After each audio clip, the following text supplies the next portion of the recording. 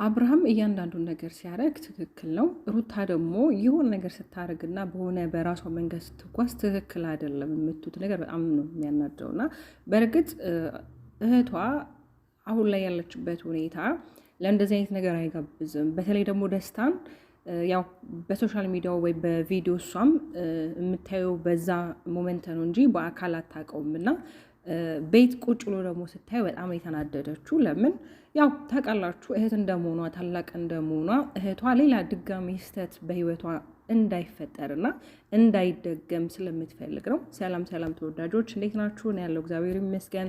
ለቻናል አዲስ ከሆነ ሰብስክራይብ በማድረግ ቤተሰቡ ግን ምንድነው ያጠፋችሁ? ገና ከመግባቷ ያሳየችው ሪያክትና የራሷን ማንነት ነው እንዲታይ ያደረገችውና በዚህን ያህል መቆጣት፣ በዚህን ያህል ልጁን ማመናጨቅ፣ በዚህን ያህል ይሄ ግብ ግብ መፍጠሩ አስፈላጊ አይደለም። ለምን አብርሃም ራሱ በገዛ ቤት ሲያገኘው ትላንትና እንዳያችሁት በጣም ይቅርታ ረበሽኳችሁ ብሎ ነው እንጂ ወጣው ሌላ ምንም አይነት ነገሮችን ሀተካራ ሳይፈጥር ነው የወጣውና ትንሽ ይሄ ነገሩ አናዶኛል እንጂ ታላቅ እንደመሆኗ ምክር ነው ያቀረበችላት። ለምን እህቷ እንዳትጎዳ ዳግም ስህተት እንዳይፈጠር ነው። ገብቷችኋል አይደለም?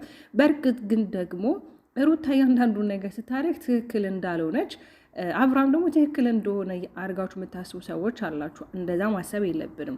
እውነት ነው፣ ሁለቱም ለልጃቸው ሲሉ ዋጋ ከፍለው ነገሮችን አስተካክለው አለ አይደለ፣ ይሄ የእናትነትና የአባትነት ፍቅር ለልጃቸው እየሰጡ በዛ ሁኔታ መጓዝ ይችላሉ። ግን ደግሞ ይህን ጨዋታና ድራማ የጀመረው አብርሃም ነው፣ ሩታ አይደለችም።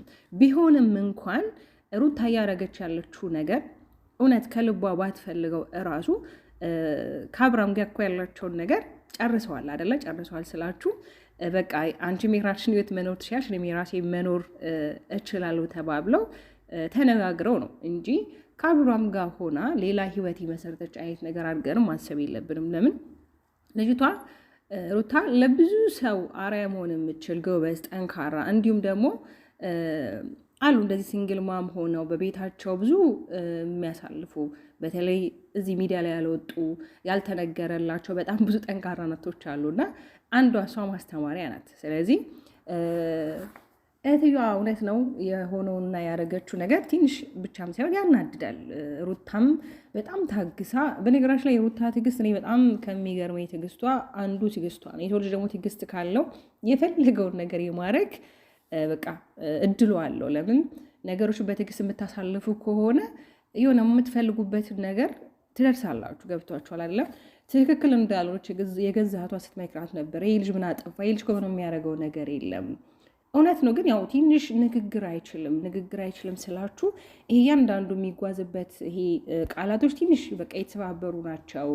ከመናገሩ በፊት ንግግሩን የሆነ እንዴት ነው ይሄ ሰውን ጋር ደርሶ ሰውን ያስደስቷል ያስቀይሟል የሚለው አይነት እሳቤ እሱ ጋር የለም። ታውቃላችሁ ከትላንት ወዲያም ሰርፕራይዝ ለማድረግ መጥቶ እንግዲህ አበባውን ከትላንት ወዲያ እንደገዛው ምናምን ነገር ሲናገር ነበር። እስቲ እሱ ኬክ ይዞ ወይም ዳቦ ቸኮሌት ይዞ መምጣት ነበረበት፣ ግን እነዛ ነገሮች ሲጠይቅ ነበረ። በእርግጥ ሰው ይሳሳታል። ከትላንቱ ደግሞ ዛሬ የሆነ የተሻለ ነገር መሆን ነበረበት እና በነገራችን ላይ ለአንቺ ደስታ ነው የመጣሁት ይላል። ለእሷ ደስታ ከሆነ የመጣው ይሄ ሰው መጀመሪያ ራሱ እኮ ደስተኛ አይደለም ማለት ነው። አንድ ሰው ለሚፈልገውና ለሚያፈቅረው ነገር ዋጋ ይከፍላል። ዋጋ የተከፈለለት ደግሞ እንዴት ነው ዋጋ የከፈላችሁለት ነገር የሆነ እንቁ ነው። ግን ይሄ ዋጋ ያልከፈላችሁለት ነገር ግን ምንም ነው። ስለዚህ የሆነ ባህረ ማዶ አቋርጦ እንደመጣ ለእሷ ብሎ ዋጋ እየከፈለ እንደሆነ እሷን ለማስደሰት ምናምን የሚላቸው ነገሮች እነዚህ ተገቢ አይደሉም። እውነት አፍቅራት ወዳት ከሆነ ግዴታን ዋጋ ልትከፍል ይገባሃል። አንድ እውነት ግን ደግሞ ማወቅ ያለብን ይሄ ሩታ ፈልጋውና ወዳው አፍቅራው እንዳሉ ሁላችሁም እያወቃችሁ እሷን ባትወቅሷት፣ እሷን ባትናገሯት፣ እሷ በቃ ትክክል እንዳልኖች አድርጋችሁ የምታስቡትን የሆነ አስተሳሰባችሁትን ብተውት እንዴ እዛ ጋር እሱ ምንድን ነው እያደረገ ያለው? አበጋዝ ምንድን ነው እያደረገ ያለው?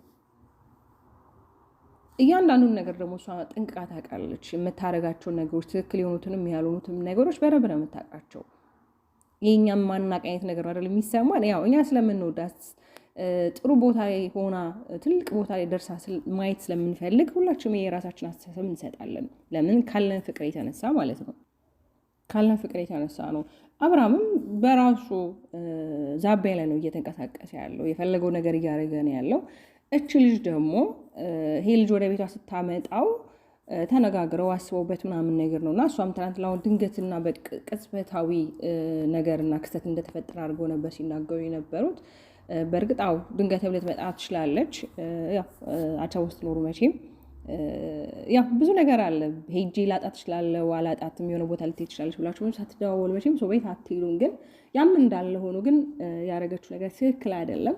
በዚህ አጋጣሚ ግን እዚህ ጉዳይ ላይ በቃ ቤተሰብ ወጥቶ ነገሮች ቢስተካከሉ መልካም ነው። ታውቃላችሁ ከዚህ በፊትም ወንድሙ መጥቶ ነበር የአብርሃም። እኔም እስኪ በሶሻል ሚዲያ ካልመጣው በቃ እኔም ነገሩን መፍታት አለብኝ ብሎ መጥቶ ነበር። ግን ለምን ደግሞ እንደጠፋ አላውቅም። ሩታም ጋር ትናንት ለውሳኔ ያሳውቃል። እኔ ምድር ብትገለባበጥ እኔ ከዚህ በኋላ አብሮ አልሆንም። አብርሃም የሚለወጥ አይነት ልጅ አይደለም።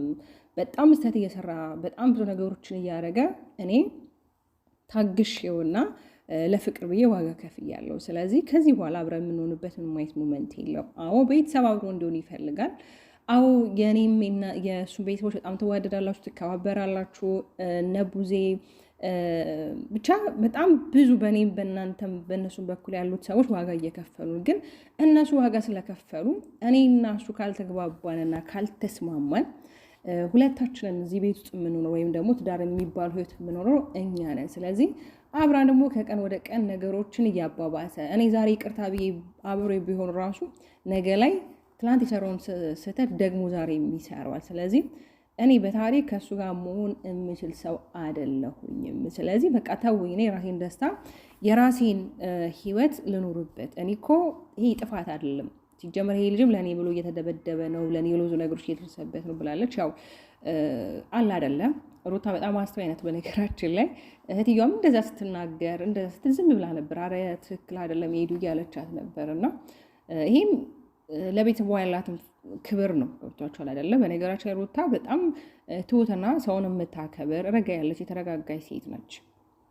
እሱም እንግዲህ ነገ ከነዚህ ቤተሰብ ጋር አብሮ ቢሆን እንደዚህ ግብ ግብ ማለት አልነበረበትም። አዎ ሽማግሌ ሳልክን የመጣሁት አዎ በዚህ ወጥቶ በዚህ ወርዶ የተተዋተበ ነበረ። ሩትም እንግዲህ የእሱን አማርኛ እያስተካከለች ነገሮችን እንዴት ነው ስታቀነጃጅለት ነበረ። ለምን እያንዳንዱ የሚናገራቸው ቃላቶች በቃ ምንም ናቸው፣ የሆነ እንደመጣለት ነገር ነው የሚናገረው። እና ያው እንግዲህ አንዳንዴ ተፈጥሮ ነው፣ የሁላችንም ባህሪ ይለያያል።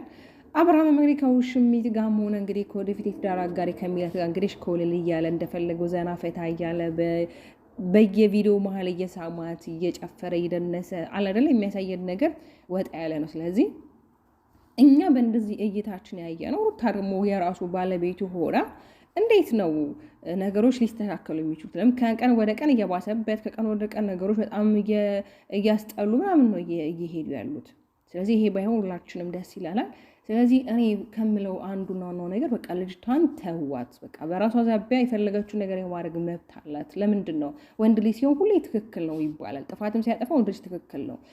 ወንድ ልጅ የሆነ ነገር ሲያደርግ እሱ ወንድ ነው ያምርበታል። ሴት ስትሆን ግን የሆነ አንገቷን እንድትደፋ ይሄ የኋላ ቀር አስተሳሰብ የለም እንዴ? ዛሬ እኮ ሴትና ወንድ እኩል የሆነበት ሰዓት ነው። እኩል የሆነበት ስላችሁ በአስተሳሰብም ችግሮችንም ተነጋግረው በመፍታት እስቲል እንኳን ትዳር ላይ እንኳን ቢኮን እሷ ስራ ካላት እንኳን ከስራ እስከምትመለስ እንኳን ልጁን ቴክር የሚያደርግበት አለ አይደል? ይሄ የመተጋገዝ ይሄ አንድነቱ የበዛበት ጊዜ ላይ ነው ያለው። ስለዚህ እንደዚህ አይነት ጊዜ ላይ ሆነን ደግሞ በዚህን ያህል ነገሮችን የሆነ ማክረር የለብንም። ማክረር ስላችሁ በቃ መተው ነው። ልጅቷን መተው እራሷ ታውቃለች። የምታደርገው ነገር እኮ በጣም ጠንቃ ነው የምታውቀው። እኛ የማታውቅ እያደረግናት ነው የምንወቅሳት አብዛኞቻችን። እና የኔ ቆንጆ ሩታዬ አንቺ ብቻ ይመችሽ፣ አንቺ ብቻ ሳቂ፣ አንቺ ብቻ ደህና ሆኝልን።